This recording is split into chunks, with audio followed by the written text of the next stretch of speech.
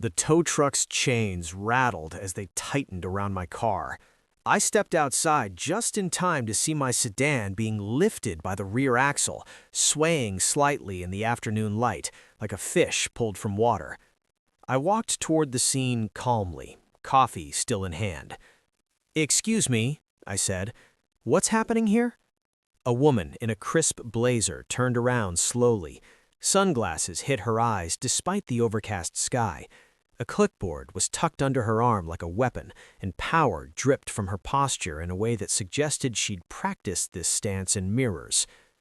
"You're parked in violation," she snapped. "This community doesn't tolerate people ignoring the rules." "Hey everyone, if you're watching this, I want to hear from you. Go ahead and write your country and city in the comment box below. I'd love to see where all of you are from. Also, make sure to subscribe to the channel and hit that notification bell so you don't miss any of our amazing stories. And don't forget to follow us for more epic content. Let's grow this community together. I took a slow sip of my coffee before responding. "Which violations specifically?" She smirked, the expression cutting across her face like a crack in porcelain. "You don't even have a name in our system. No registration, no parking permit on file. Section 14B allows immediate removal of unauthorized vehicles." Residents had begun gathering on their porches now. Phones appeared in hands. Curious eyes watched from windows. The neighborhood loved drama, and this woman seemed determined to provide it. I set my coffee on the porch railing and pulled out my phone, opening the camera. "I'd like to document this for my records," I said evenly. "Do you mind stating your name and authority?" The woman laughed, a sharp sound that echoed off the garage doors lining the street. "I'm Karen Whitfield. I serve on the board of HOA, and I authorize this removal personally." She gestured at the tow truck driver, who was finishing the hookup with practiced efficiency. "You can file a complaint if you want, but it won't matter. Nobody cares about nobodies." The word hung in the air between us. I knew Section 14B by heart because I had helped write it 3 years ago during the community's bylaws revision. It applied exclusively to non-resident guest parking after midnight in designated visitor zones. My car sat in my assigned spot, the one marked with my unit number in faded yellow paint. It was 3:40 in the afternoon. "This is my assigned space," I said, keeping my voice level. "Unit 4C. My parking permit is registered with management." Karen rolled her eyes with theatrical exasperation. "You people always say that. Every rule breaker has an excuse." She waved dismissively at the gathered neighbors. "Unless you can prove you're someone worth listening to, this conversation is over." The tow truck engine revved. My sedan began moving toward the street, chains scraping against the asphalt. "Wait," an older man called from his porch. "That's his spot. I've seen his car there for years." Karen whirled on him, her composure cracking just slightly. "Are you questioning board authority, Mr. Patterson?" The old man hesitated, then retreated a step. Power worked best when no one challenged it, and Karen understood this instinctively. She turned back to me with a cold smile. "Next time, learn your place in this community." I watched my car disappear around the corner, then looked at Karen directly. "I know exactly where my place is," I said quietly. Something in my tone made her pause, but only for a moment. She was already pulling out her phone, calling security to flag me as non-compliant. I walked back inside and opened my laptop.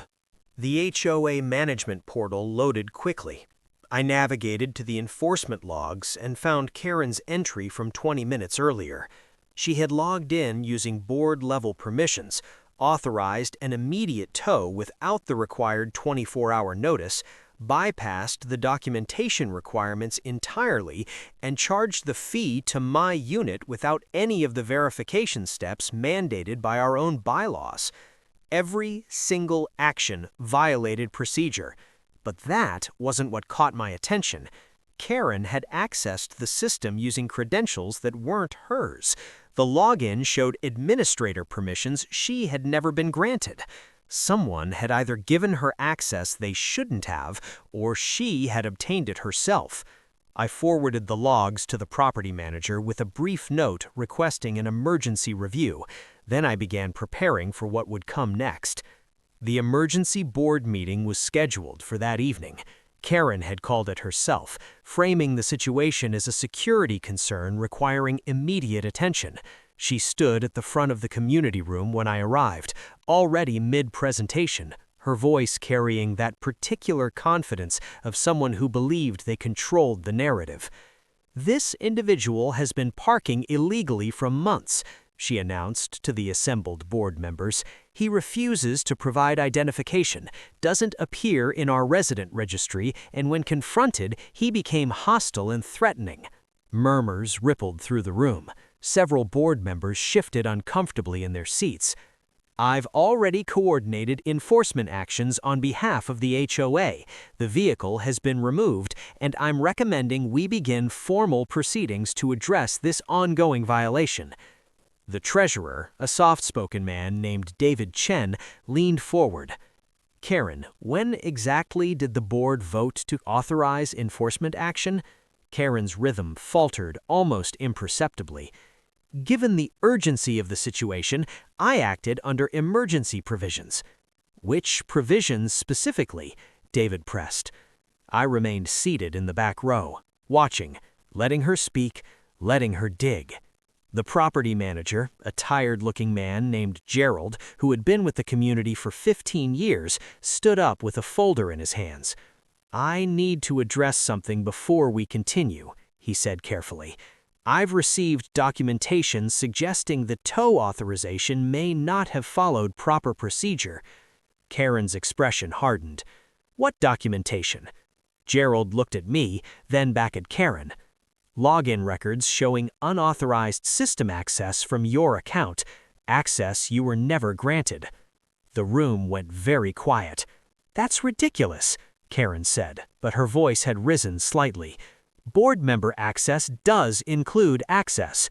Board member access, not administrator access. Those are different permission levels." I stood up slowly, and every head in the room turned toward me. "If I may," I said, "I'd like to clarify a few things." Karen pointed at me immediately. "He shouldn't even be here. This is a closed board session." I walked toward the front of the room, pulling a folder from under my arm.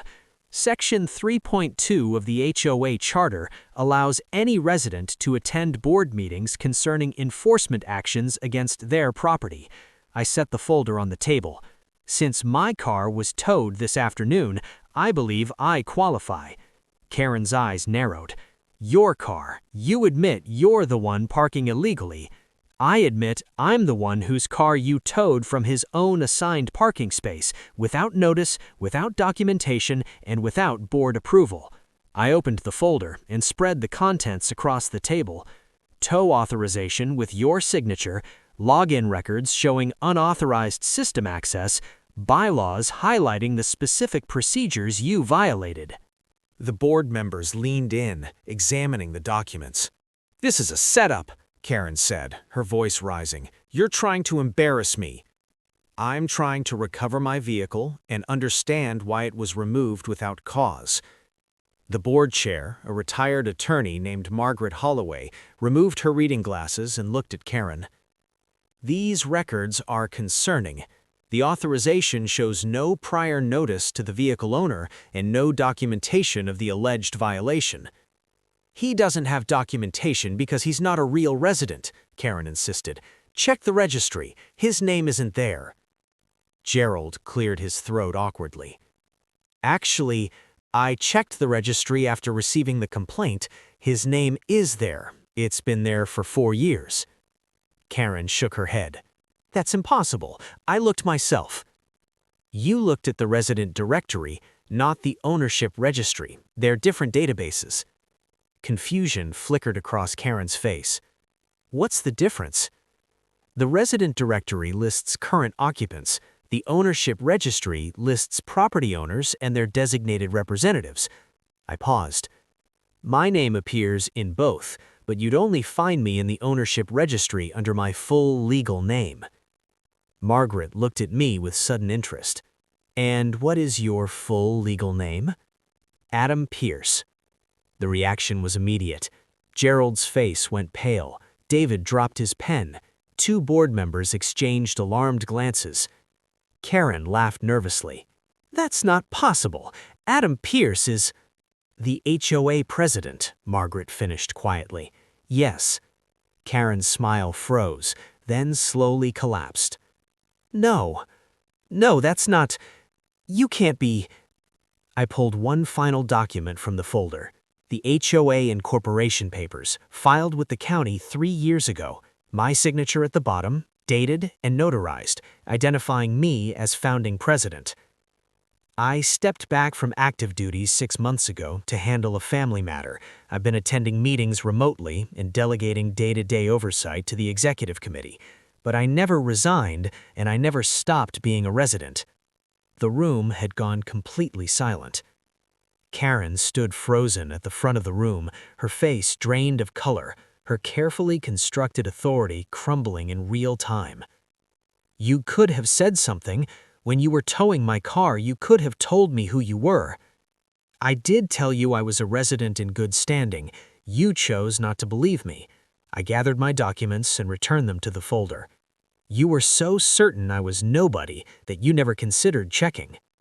Margaret tapped the table to regain order. "We need to address the immediate issues. Gerald, contact the towing company and have the vehicle returned tonight. David, calculate any fees or damages for reimbursement. And Karen," she paused, choosing her words carefully, "your board access is suspended pending a full review of these authorization records." Karen's jaw tightened. "You can't do that. I've served this community for 8 years. 8 years doesn't exempt you from following the same rules you enforce on others." Margaret's voice was not unkind, but it was firm. "We'll schedule a formal hearing within 30 days. Until then, you're welcome to attend meetings as a resident, but you cannot vote, access HOA systems, or represent yourself as having board authority." For a moment, I thought Karen might argue. Her hands were trembling slightly, and something desperate flickered behind her eyes. But she said nothing. She simply gathered her clipboard and her blazer and walked out of the room without looking back. The meeting continued for another hour, mostly procedural matters and damage control. The board voted unanimously to reimburse my towing fees, issue a formal apology, and implement new verification requirements before any enforcement action could be taken. Gerald walked me to my car when it was returned later that evening, the sedan dusty but undamaged. "I should have caught this earlier," he said apologetically. "When Karen started pushing for expanded enforcement authority, I should have asked more questions." I shook my head. "She operated in the gaps. That's how abuse usually works, not through dramatic overreach, but through small assumptions that nobody thinks to challenge." He nodded slowly. "What happens to her now?" I looked across the parking lot, where Karen's SUV sat empty under the flickering streetlight. "That depends on what the review finds. If she obtained those administrator credentials herself, that's a more serious issue than just bad judgment." Gerald exhaled heavily. "She really thought you were nobody." "Everyone's nobody to someone," I said, unlocking my car. "The trick is not treating people like they have to prove otherwise." The weeks that followed were quieter than I expected. Karen didn't disappear entirely. She still lived in the community, still walked her dog along the same paths, still collected her mail from the same cluster of boxes near the entrance. But something had shifted in the way she moved through the neighborhood. The confidence that once radiated from her like heat from asphalt had dimmed to something smaller, more contained. The formal review took 3 weeks to complete.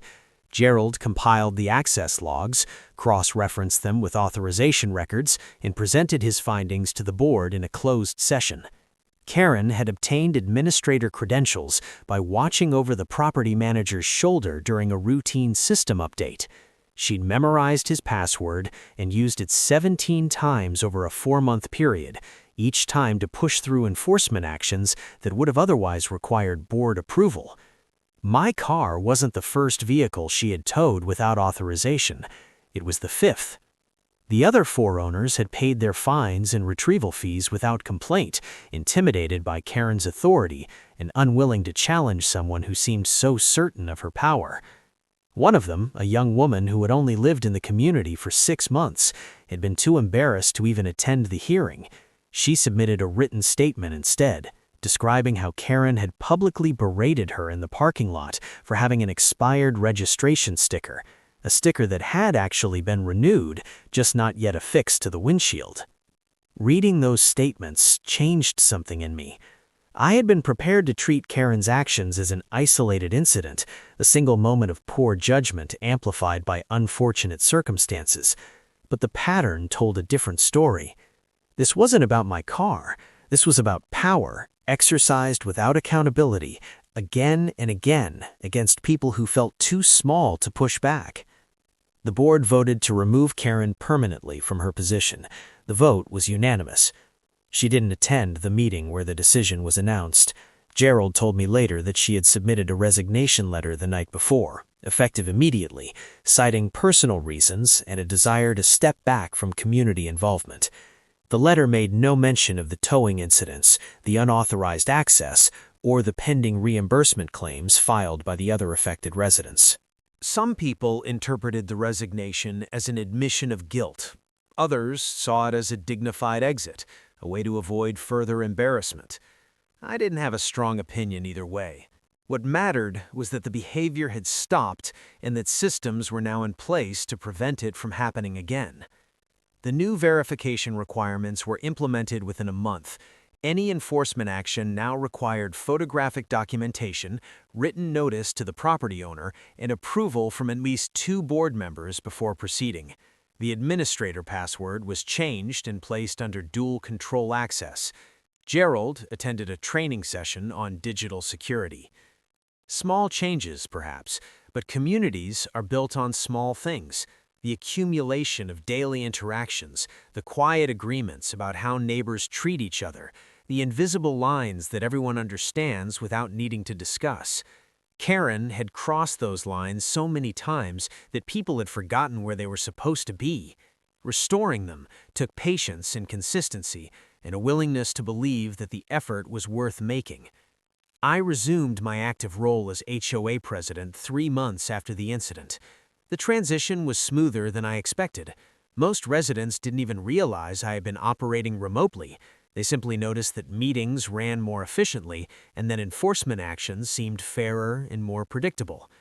The older man who had spoken up during the towing, Mr. Patterson, stopped me one evening as I was walking back from the mailboxes. "I wanted to thank you," he said, somewhat awkwardly, "for how you handled all that business with Karen."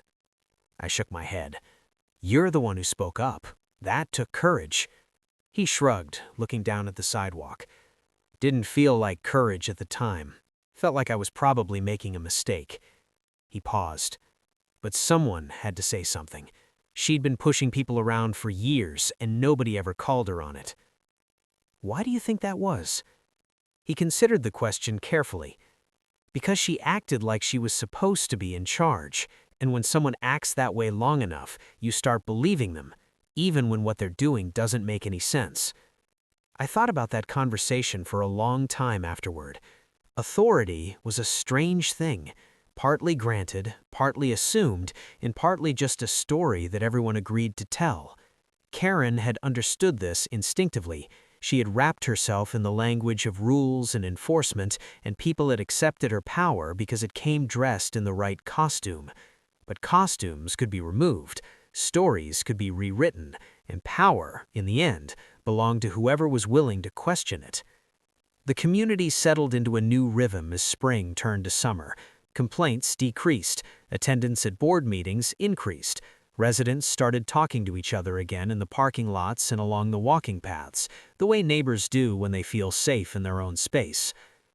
I saw Karen occasionally, though we never spoke. She had withdrawn from community life almost entirely, declining invitations to block parties and skipping the annual barbecue that she had once organized with military precision. Her house, once the most meticulously maintained on the street, began showing small signs of neglect, a gutter clogged with leaves, a patch of brown grass near the driveway. Part of me felt something close to sympathy. She had invested years of her life in this community, pouring energy into enforcement and oversight, believing she was protecting something valuable. The problem was that she had confused protection with control, and control with purpose. When the control was taken away, she didn't know what was left. I considered reaching out to her, not to reconcile exactly, but to offer some kind of acknowledgement that the situation had been difficult for everyone involved. But every time I started composing the message in my head, I remembered the way she had pointed at my car, the contempt in her voice when she called me nobody, the absolute certainty that she was entitled to dispose of my property without consequence. Some bridges burned themselves. All you could do was watch the smoke clear and decide what to build in the empty space. The parking lot was full on the evening of the summer community gathering. Families spread blankets on the grass. Children chased each other between the picnic tables. Someone had set up a speaker, playing music from decades that nobody could quite agree on. I stood near the edge of the crowd, watching the scene unfold with something like satisfaction. Gerald approached with 2 bottles of water and handed me one. "Quite a turnout," he observed. "People show up when they feel like they belong," I said. He nodded slowly. "I've been thinking about what you said, about how Karen operated in the gaps." "And?" "I've been closing the gaps," he said. "New documentation procedures, better communication with residents, making sure nobody feels like they can't ask questions." I smiled slightly. "That's all any of us can do. Build systems that assume people will make mistakes and make it easier to catch those mistakes before they cause real harm." Gerald was quiet for a moment. "Do you think she knew? Karen, I mean, do you think she knew she was crossing lines, or did she really believe she was doing the right thing?" It was a question I had asked myself many times. "I think she convinced herself it was the same thing," I said finally. "That enforcing her version of order was automatically right because she was the one doing the enforcing. It's a common mistake, easier to make than most people realize." He nodded again, then drifted back toward the crowd, leaving me alone with my thoughts. The sun was setting now, painting the sky in shades of orange and purple. Across the parking lot, in the same spot where my car had been lifted and hauled away months earlier, a family was loading lawn chairs into their minivan. The children were tired and happy, their faces sticky with popsicle residue. I thought about power in its limits, about the difference between authority and legitimacy, about how easily communities could fracture when the people responsible for maintaining them forgot who they were supposed to serve. Karen had forgotten. Or maybe she had never really understood in the first place. Either way, the lesson was the same. Position didn't create respect. Titles didn't guarantee wisdom. And the loudest voice in the room was rarely the one worth listening to. I finished my water and walked back toward my unit, passing through the parking lot where it had all started. My car sat in its assigned space, untouched, unremarkable, just another vehicle in a row of vehicles, belonging to just another resident in a community of residents. Nobody special. And that, I realized, was exactly the point. We were all nobody special, every single one of us. The rules existed to protect that truth, to ensure that no one could be dismissed as unworthy of basic consideration, and no one could elevate themselves above basic accountability. Karen had tried to divide the world into people who mattered and people who didn't. She had placed herself firmly in the first category and assigned me to the second, confident that the distinction would hold. But categories like that never held. Not really. Not when someone was willing to stand still and say quietly and clearly that the lines weren't where she thought they were. The neighborhood was quiet now. Porch lights flickered on one by one as families returned to their homes.